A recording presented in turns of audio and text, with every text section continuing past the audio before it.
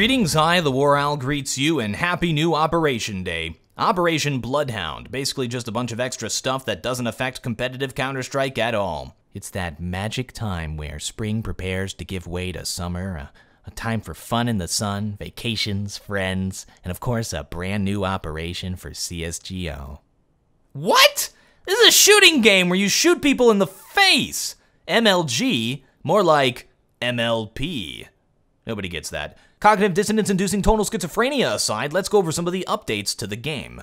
The most glaring change that's right in your face is the introduction of an experience system, which gives you another rank. We've got 2 ranks now. You get experience for winning, doing missions, stuff like that, and the first time you rank up every week, you'll get a new item drop. The rank and the experience have no actual effect on how the game works, unlike other shooters where leveling up makes your character stronger. In Counter-Strike, your character doesn't get better, you get better. That hasn't changed. This is just extra stuff.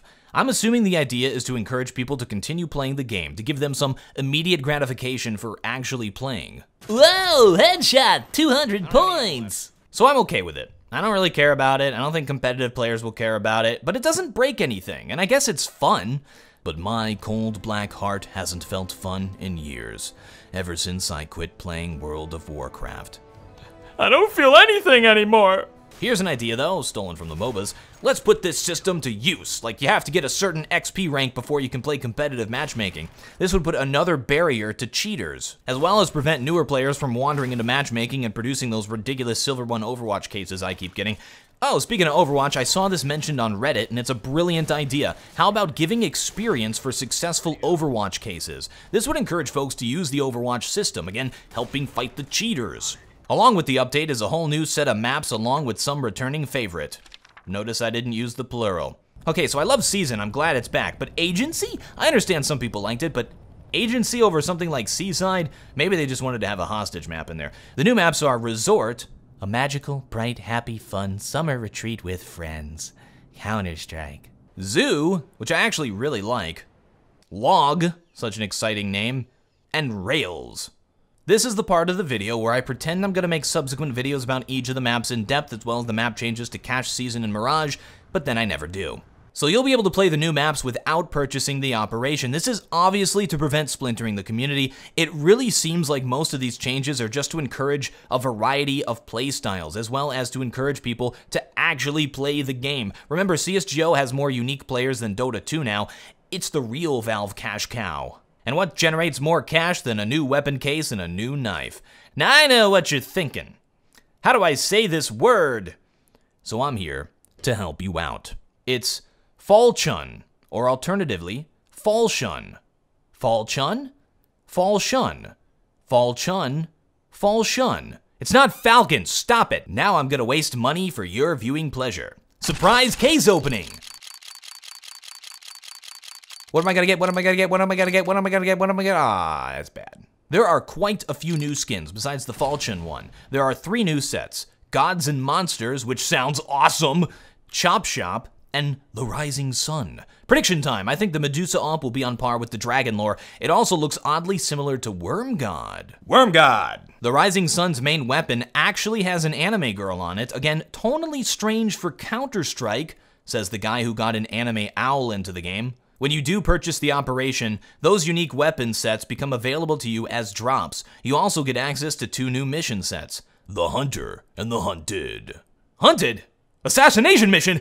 Nope, they didn't bring back the assassination mode. False alarm, folks, calm yourselves. It's pretty much just execute a specific player in matchmaking game, which does sound like fun, and since it's casual, I don't think it'll affect too many people. I like missions. They encourage people to try out a variety of ways to play the game, as well as expose people to some maps and modes they may not try very often.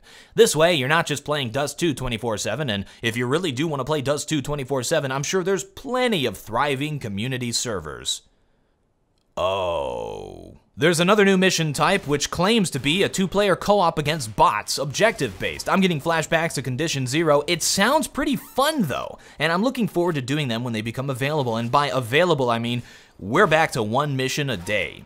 Every day, you'll be able to play a new mission, and it stacks. So if you go away for a week and come back, you'll be able to do 7 more missions. Unlike last time, you won't get items for completing missions, just experience. Make sure you factor this in when deciding whether or not to buy it. All you really get is access to the mission and a chance on random drops obtained normally to contain items from the operation. Everything else is like a high score table, a coin. There are some changes to the casual game mode. Disabled, vote to restart match, and vote to change level disabled after a team has reached match point. Basically, mommy had to come in and make sure the kids were playing fair. This tells me people were abusing the voting system when they were about to lose. Ah, casuals. I didn't actually see this in the patch notes, but it's worth noting that they added new knifing sounds. Honestly, the sound effects themselves feel far more satisfying. Of course, every time you miss, you'll get mocked with that swoop sound. I'll be honest, what I was really hoping for in this operation was a way to play the game competitively in client. That is, 128 tick servers, 1 minute 45 second round timers, 35 second bomb timers, with a team ladder system, as well as unranked matchmaking if you actually want to play with your friends instead of, you know, creating a Smurf account or just playing in that awful casual mode. I've said it before and I'll say it again. It's about time we were able to actually play the game without relying on a third-party system.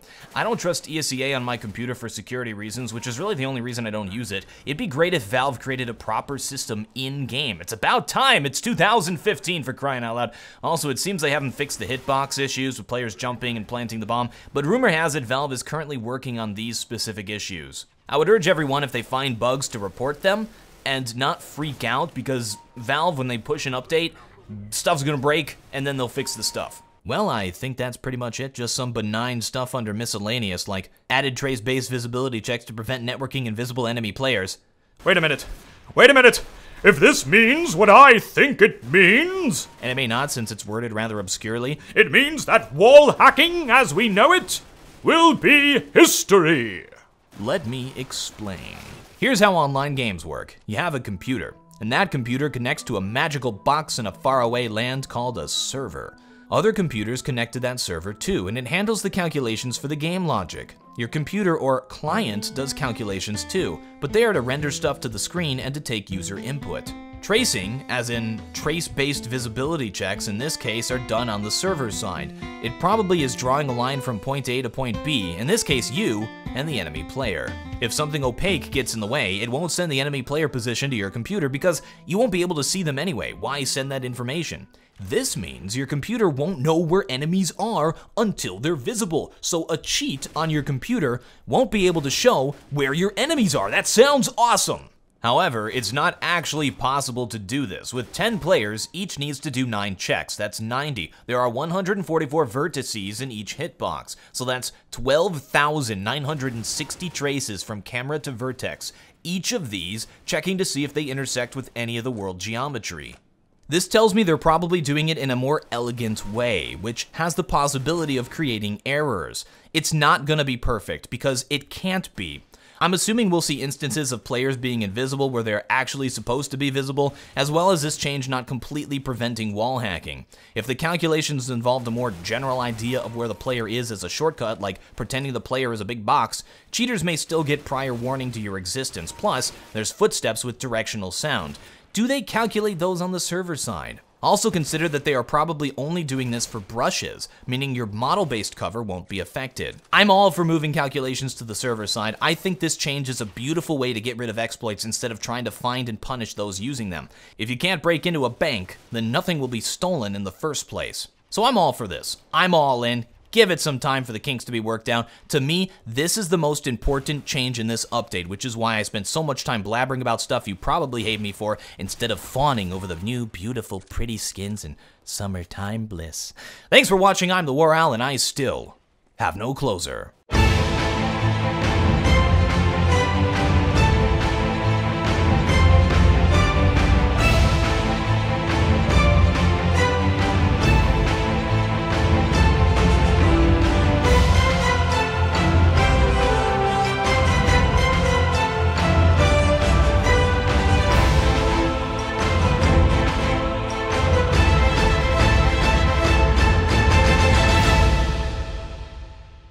Oh, and this delightful terrorist is back.